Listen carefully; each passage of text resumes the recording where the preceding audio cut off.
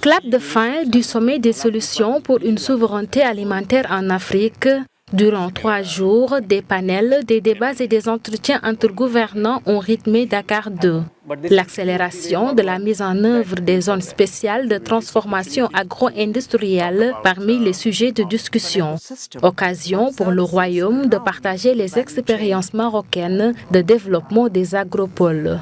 Depuis 2008, Sa Majesté le Roi a lancé donc le plan Maroc Vert, la première stratégie qui s'est terminée en 2020.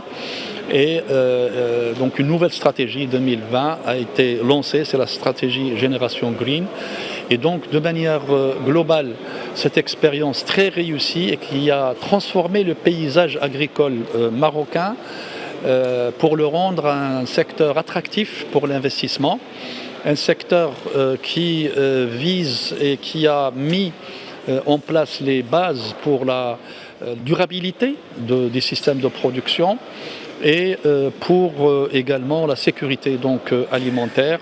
Donc toutes les bonnes pratiques qui sortent, il y a des enseignements qui sortent de ces stratégies ont été l'occasion de discussions, de partage.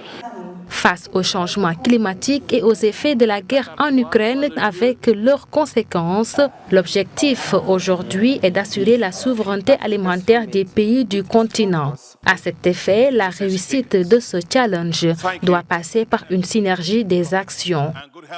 Décidons par la présente d'entreprendre ce qui suit.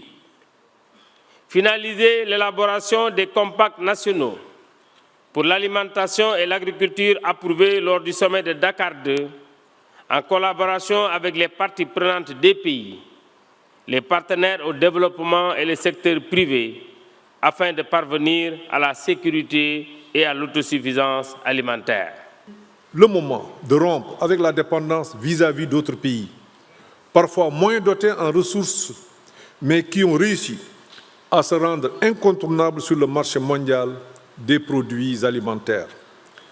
Le nouveau paradigme de souveraineté alimentaire préconise que l'Afrique consomme ce qu'elle produit et produit ce qu'elle consomme. Le sommet Nourrir l'Afrique est organisé par le gouvernement du Sénégal avec la Banque africaine de développement. Il a connu la participation de plus de 30 chefs d'État, 60 ministres venant de 40 pays africains. Un rendez-vous dont l'ambition a été de transformer l'agriculture de l'Afrique dans le but de se nourrir elle-même.